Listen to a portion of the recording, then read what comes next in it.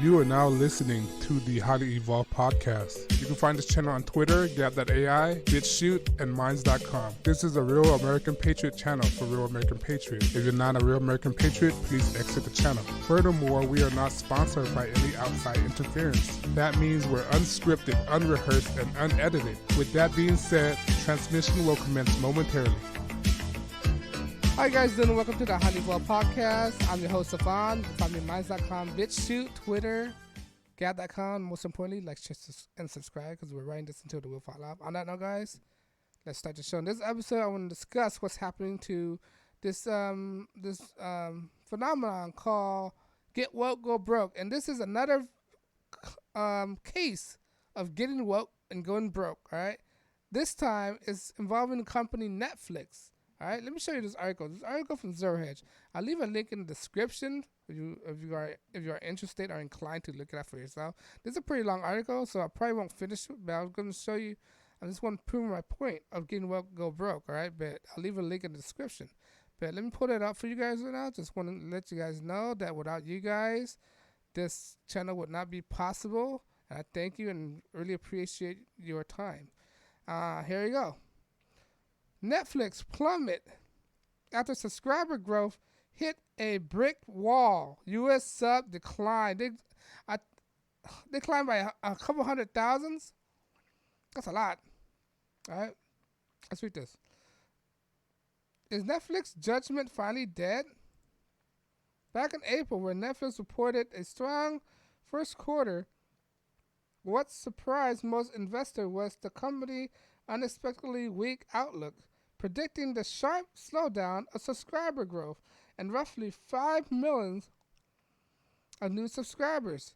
What Netflix been hoping on last few days ago on the 4th of July weekend, they were hoping to bank on more new subscribers because their biggest show just came out, Stranger Things, right? That's the most anticipated series that came out right now. But apparently that's not good enough to help Netflix right now. In retrospect, nobody was prepared for just how bad the final number would be. Because a moment ago, Netflix reported a strong top-bottom line result. It was collapsing in second quarter subscriber growth. This is reason why the stock had plummeted by 10% after an hour. After 1 hour, the stock plummeted within 1 hour. Specifically, Netflix reported that the second quarter, it added a tiny 2.7 million subs, far below the company owned 5.0 million forecast. So they projected that they'll get 5.0 million. But they projected that wrong. They got half of that forecast from 3 months ago. Below the Wall Street consensus estimate of 5.6 million, and the lowest increase in the time year. But first, the good news. EPS for 60 cents was above 56 expected, and then the revenue of 4.95 right on the top of the expected 4.993 billion. Additionally, the company reported a rather massive first quarter of 836 million, well above the 584 million of first quarter. Look ahead. Netflix reported that quarter 3 forecast revenue would be 5.25 billions and 31.3% increase, which also above estimate of 5.2 billion numbers, and which generated ESP of 104. Of course, if that was the existence of it, Netflix stock would be surging, but it's not. It plummets within an hour. However, the reason of Netflix is crashing after an hour because just like 1 of 2 quarters ago, the growth story is once again in jeopardy as a result of the company's surprisingly weak subscriber print. To wit, whereas Wall Street expected second quarter subscriber by raising by 5.6 millions, Netflix reported just half of this number are 2.7 millions, which in addition to far weaker than expected of 2.85 million of subs domestic. Sub actually declined by 126,000 in the second quarter. 6.1 million first dominant quarter drop since 2011. How could Netflix miss this guideline? Just a quarter down by nearly 100%? Its explanations is simple, as the company itself admits one missed forecast across the region, but slightly more than the region with price increase. Okay, so they're saying one of the reasons was price increase, because the price that they have right now, it's hard to believe that they're really managing business like this with the price that they're giving out right now. And they got to be really careful how much they're going to increase, because if the depend on the price, if it's too high, people won't come. If it's too low, they're not making a profit out of it. Right. Ironically, the company also said that it doesn't believe competition was a factor, since there was a material changes in the competitive landscape during second quarter. I mean, there's hardly any competitions, and competitive intensity for our penetration is vary across the region. Okay, so vary across, I think, countries, because competition is very lacking in other places, which means just wait to see what happened with the subs when competition does ramp up. Okay, because CBS All Access about to come out, Hulu, all right, NBC, HBO Go's are out there, Disney, especially Disney Plus. Once it start rolling, they're gonna have more competition. NBC, they're gonna have their own streaming service. So what keep them afloat right now, because of the lack of competitions. Once the competition start rolling out, it's gonna be hard for them to keep up. All right, and plus they're not a studio. They're behind on creating their own content. What people don't know about Netflix is that before that they're not really rely on their own content. They rely on other people's contents. So with every movie that they put on their service, they have to give a percentage to the studios or the right holders. All right, so they're making very minimal amount of money, because they gotta give royalties to these companies as well, like percentage.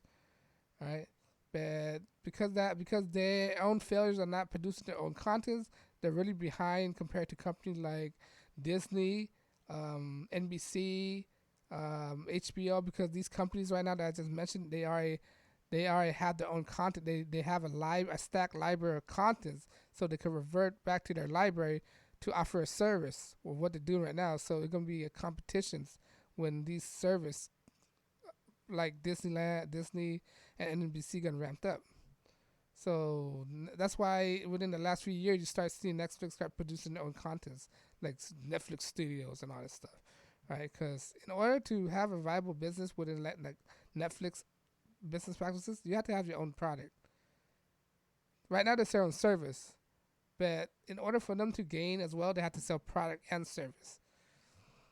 With company like Disney, they already have the product.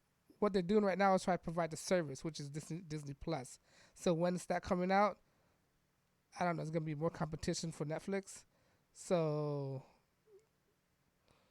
yeah, so Disney already have Disney have the money to back up their service. Right? Disney have the money, and their studio they also know how to get in broadcasting, because they own ABC, so they already know how to market themselves as a broadcaster. So that's what Netflix is. Netflix is broadcasting, internet broadcasting, right? On-demand broadcasting. So once Disney come out, I'm sure it's gonna be, I don't know, end game for Netflix, or more competition. Instead, what Netflix is blaming is missing on its stale second quarter content, which is drove by less growth and paid and add-ons. We anticipate additionally, first quarter was large for us in 9.6 million net ads. There may have been more pull forward, effective, and realized. Additionally, Netflix took humorous approach to discussing the unprecedented miss in second quarter subs, saying that the quarterly guidance we provided and our actual internal forecast at the time we reported, we strive for the accuracy of not conservatism. The hell, it achieved neither in any case is perfectly deadpan read hasting, then get on to say that some quarter we will be high and other quarters relative to our guidance. And second quarter 2019, our membership growth forecast was high. Okay, and this is the graph that they presented.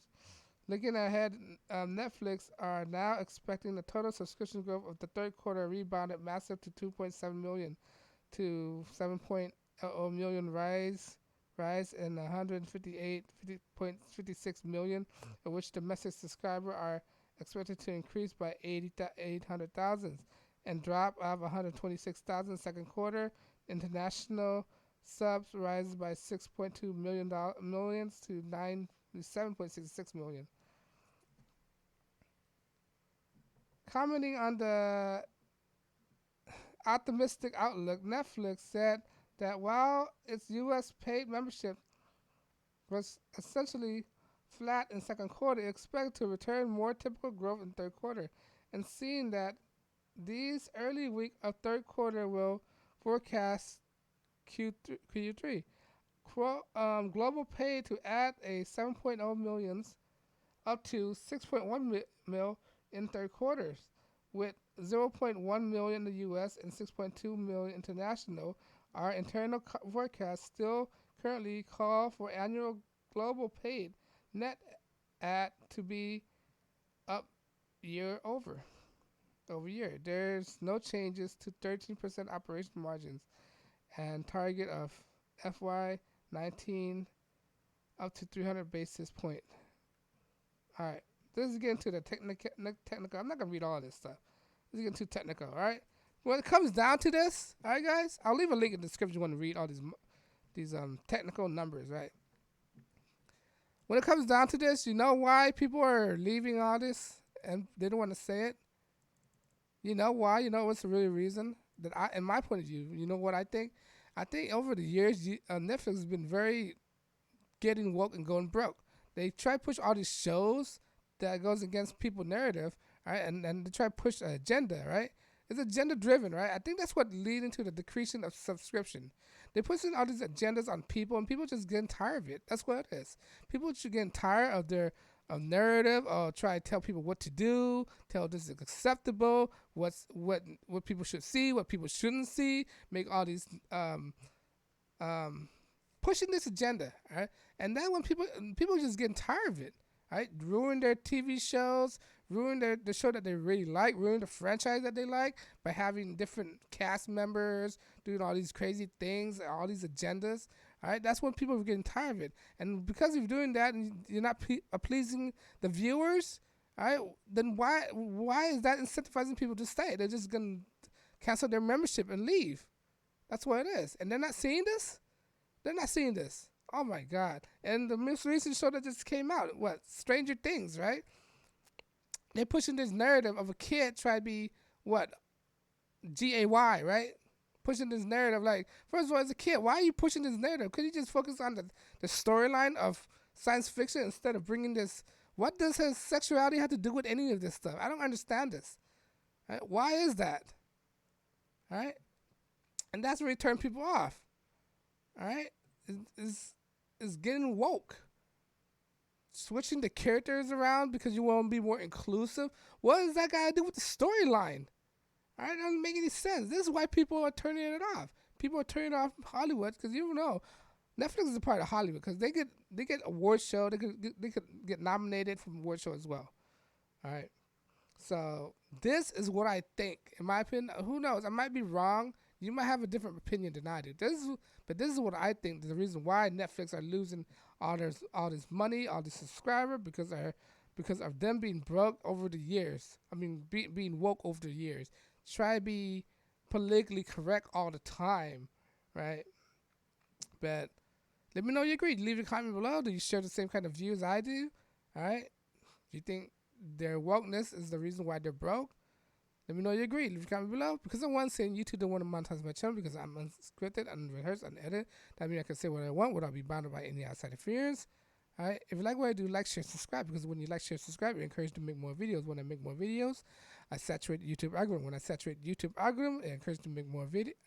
When I saturate YouTube algorithms, right, it make my video more expansive to a massive audience. Within those audience, I might enlighten somebody to think for themselves. Because that's the point of this channel: to get people to think for themselves and not to be a group thinker. Alright, group thinking like socialism, Marxism, communism, Democratic Party, Antifa, Black Lives Matter. Those are group thinkers, right? They affect people's lives. Alright, because of what I'm doing, I'm not taking any donations. Alright, because by you thinking for yourself, that's enough incentive for me to make this video.